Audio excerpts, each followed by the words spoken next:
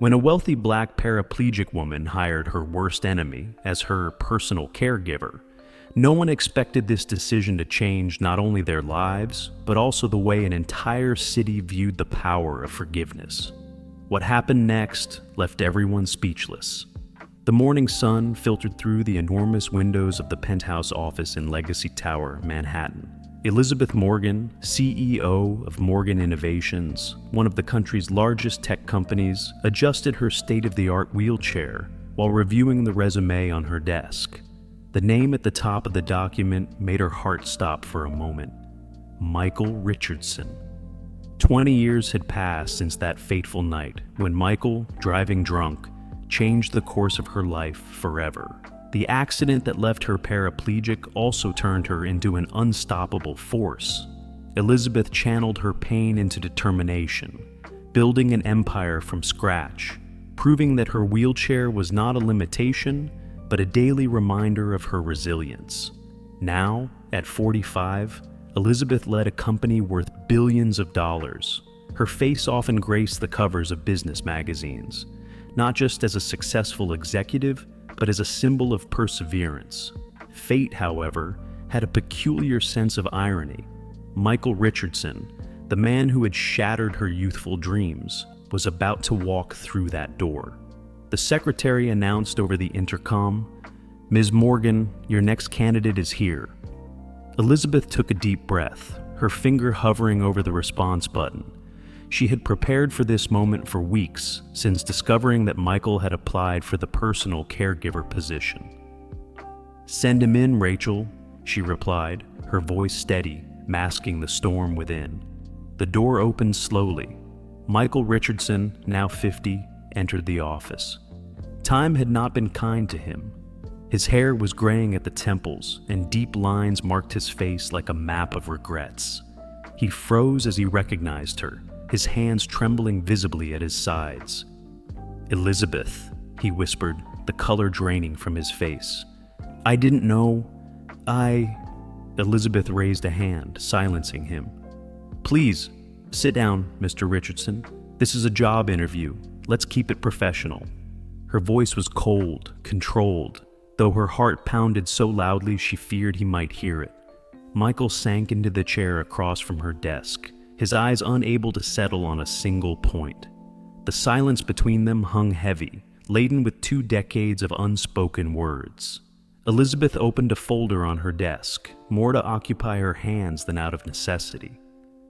"Your resume shows 5 years of experience as a professional caregiver," she began, her voice neutral and professional. "Why did you choose this career path?" Michael swallowed hard, his fingers clutching the fabric of his pants. "After I got out of prison," he began, his voice shaky, "I realized I needed to do something meaningful with my life, something to make up for the harm I caused." He paused, gathering the courage to continue. "I started volunteering at a rehabilitation center. I found that helping people with disabilities gave me a sense of purpose." Elizabeth studied the man before her, searching for traces of the arrogant young man who had destroyed her life on that rainy night. Instead, she found someone broken, transformed by the weight of his actions. "And why did you apply specifically for this position?" she asked, though she suspected the answer. "I didn't know it was you," Michael admitted honestly. "I saw the ad through the employment agency. But now that I'm here," he hesitated, his hands trembling even more. "Maybe it's fate giving me a chance to do something right." Elizabeth turned her chair toward the window, gazing at the Manhattan skyline. Her fingers drummed on the armrest of her wheelchair, a nervous habit she had developed over the years. The silence stretched for several seconds before she turned back to face him. "You know I can hire anyone I want," she finally said. "People more qualified, with more experience. Why should I even consider you?" Her words came out sharper than she intended, carrying the weight of 20 years of pent-up pain. Michael didn't respond immediately. When he did, his voice was thick with emotion. "You shouldn't," he admitted. "I don't deserve this opportunity. I don't even deserve to be in your presence. What I did, there aren't enough apologies in the world." Elizabeth felt something shift inside her, a small crack in the wall she had built around her heart. "Go on," she said softly, surprising even herself with the tone of her voice. Michael lifted his eyes, meeting hers for the first time since he entered the room.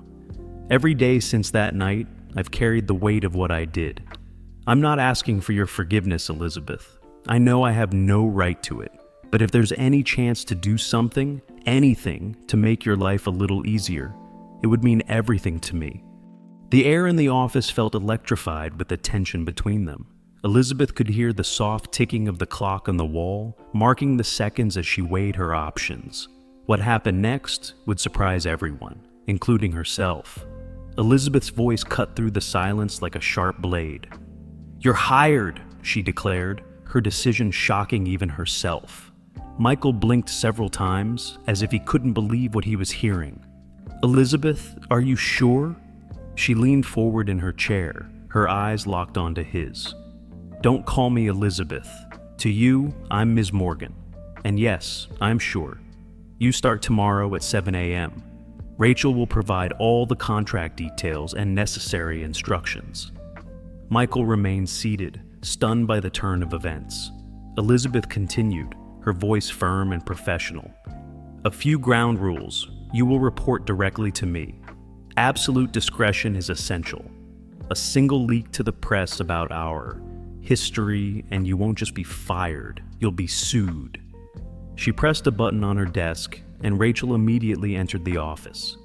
"Please escort Mr. Richardson to Human Resources. He's our new employee." The secretary nodded efficiently, motioning for Michael to follow her. Before he left, Elizabeth added, "And Mr. Richardson, don't mistake this for forgiveness. This is strictly business." The words hung in the air like ice, and Michael nodded solemnly before leaving. Alone in her office, Elizabeth allowed her emotions to finally surface. Her hands trembled as she turned her chair toward the window, gazing at the city below. The power she now held over the man who had ruined her life didn't bring the satisfaction she had imagined. The next morning, at precisely 7 o'clock, Michael arrived at Elizabeth's luxurious penthouse apartment on the Upper East Side. The place was a testament to her success. Modern art adorned the walls, cutting-edge technology was present in every room, all perfectly adapted to her needs. Rachel was waiting to give him the initial instructions. "Ms. Morgan has a strict routine," she explained, handing Michael a tablet with a detailed schedule. "Physical therapy exercises at 8. Meetings start at 9:30. She needs assistance with dressing, transferring from the chair, and occasionally during long meetings for position adjustments." Michael absorbed every word, making mental notes.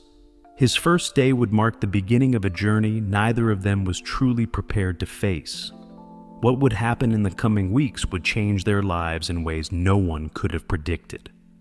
The first weeks were an uncomfortable dance of tense silences and strictly professional interactions. Elizabeth kept her words to the bare minimum, communicating primarily through short gestures and brief instructions. Michael performed his tasks with a dedication that was almost painful to witness. During the morning physical therapy sessions, the only sound in the private gym was Elizabeth's controlled breathing as Michael assisted with the exercises. His movements were precise, respectful, always maintaining the professional distance she demanded. The tension between them was palpable, like a tightly stretched wire ready to snap. One morning, during a particularly complicated transfer from the chair to the bed, Elizabeth felt a sharp jolt of pain.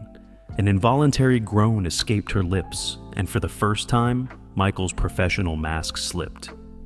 "Are you okay?" he asked, his voice filled with genuine concern. For a moment, their eyes met, and Elizabeth saw something in his gaze that unsettled her deeply.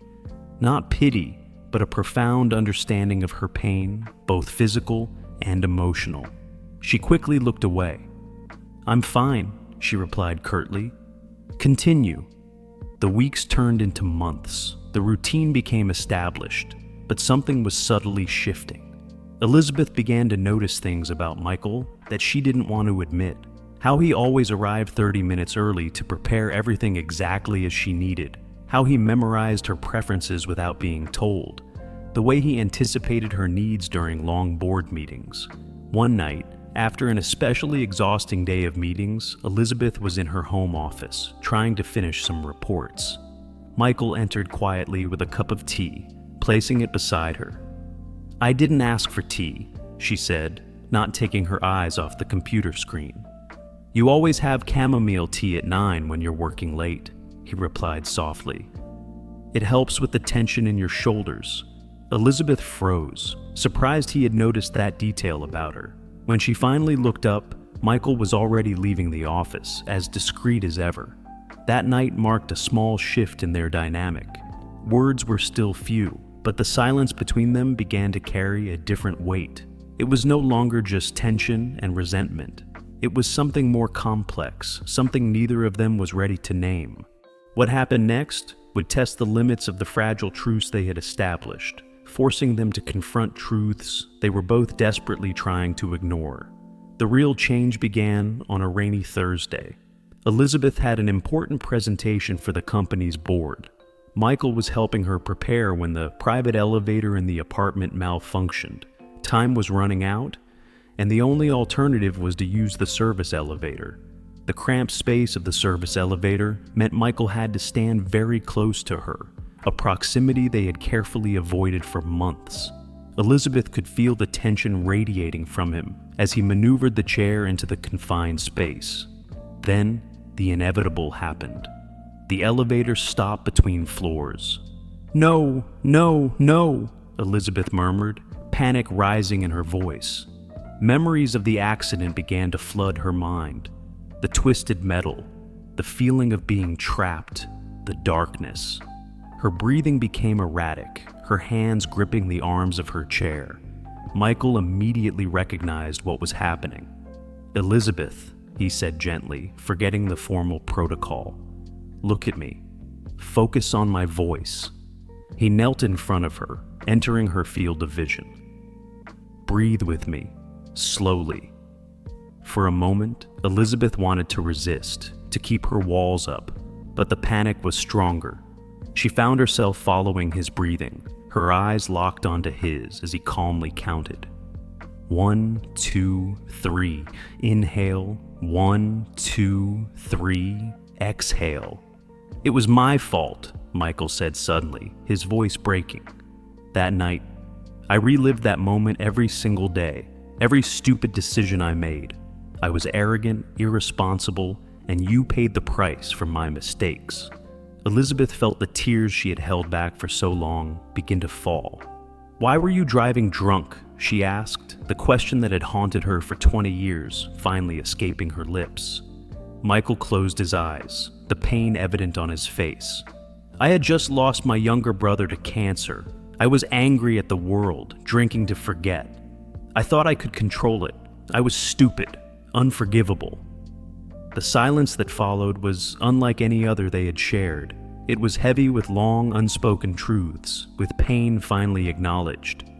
"When you walked into my office that day," Elizabeth said slowly, "I planned to make your life a living hell. I hired you for revenge." She let out a humorless laugh. "But you made it impossible with your damn dedication and kindness." In that moment, trapped between floors in a service elevator, the walls they had built around themselves began to crumble. The rescue team arrived 45 minutes later, finding them in a different kind of silence.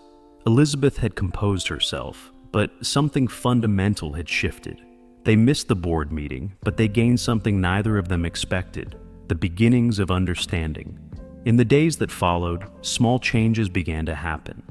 Elizabeth no longer corrected Michael when he occasionally called her by her first name. Meals, once eaten in silence, were now accompanied by cautious conversations. She learned that he had earned a nursing degree during his years in prison, determined to dedicate his life to helping others. One Sunday morning, while Michael was assisting her with her exercises, Elizabeth asked a question that surprised them both.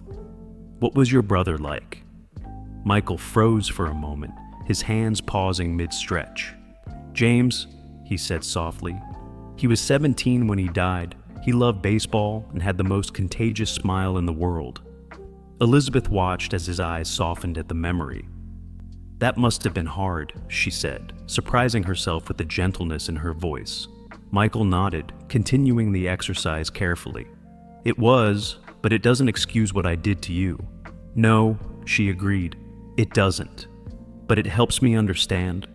The silence that followed was heavy with the weight of that small concession. One afternoon, after a particularly stressful meeting, Elizabeth found a small book on her desk. Meditation for Stress Management. Inside was a simple note. "This helped me during difficult times. Maybe it can help you too. M." At that moment, Elizabeth realized that her planned revenge had transformed into something entirely different. The man she had hired to punish was, inadvertently, helping her heal wounds that went far beyond her physical limitations. The press began to notice changes in Elizabeth Morgan. Her speeches at corporate events, once strictly focused on business, now included messages about resilience and forgiveness. Some speculated about what had caused the transformation in the powerful CEO. The true test of her transformation came during the annual Morgan Innovations Awards dinner. Elizabeth was scheduled to deliver the keynote address. Michael helped her prepare as always, but there was a different energy in the air that night. When Elizabeth ascended the stage platform, using the specially installed lift, the entire room fell silent. Her navy blue gown shimmered under the lights, and her posture exuded the confidence that had made her famous in the corporate world. 20 years ago, she began, her voice clear and strong, "An accident changed my life forever." The audience tensed. Elizabeth had never spoken publicly about the accident. At the back of the hall, Michael watched, his heart racing. "For a long time, I used my pain as fuel. I turned my anger into determination. I built this company not just to prove my worth, but to show that my wheelchair did not define me." She paused, her eyes scanning the crowd. "But today, I want to talk about something different. I want to talk about forgiveness." In the audience, executives exchanged surprised glances.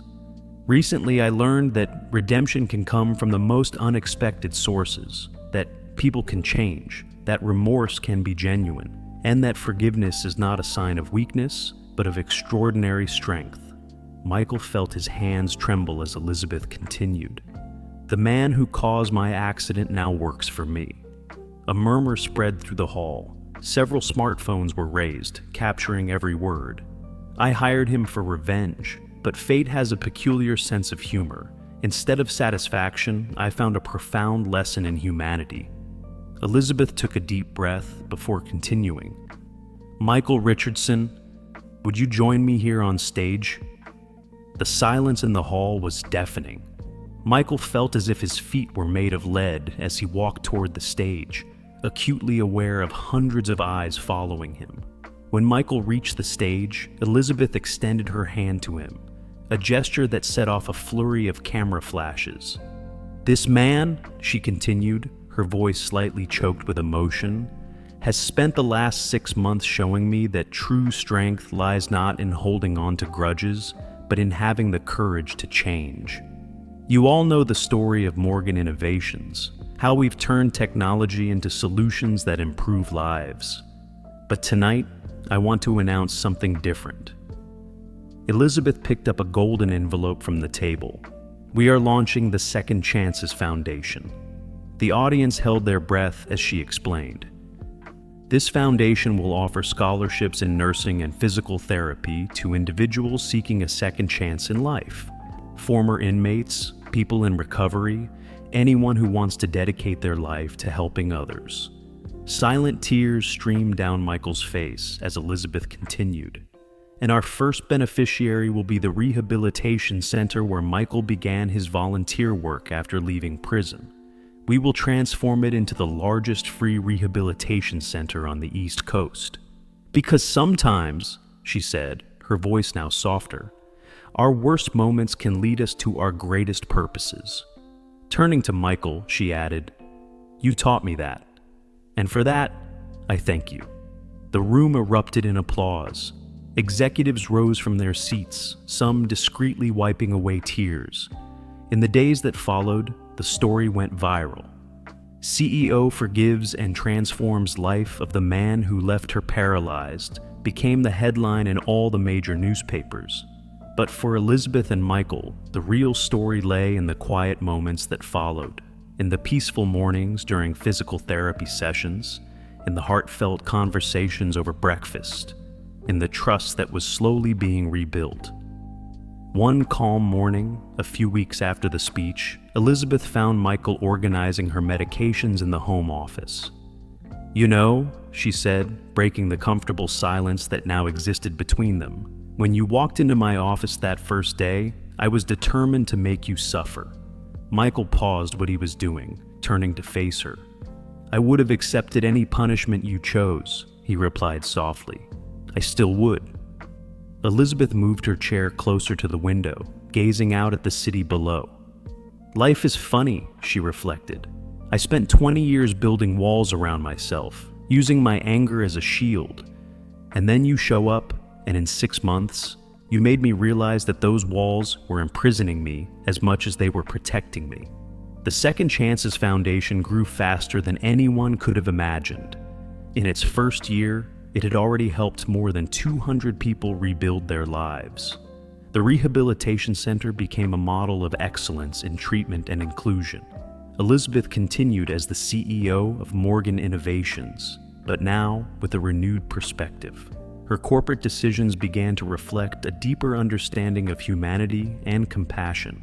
Michael remained her caregiver, but their relationship evolved into a partnership based on mutual respect and understanding.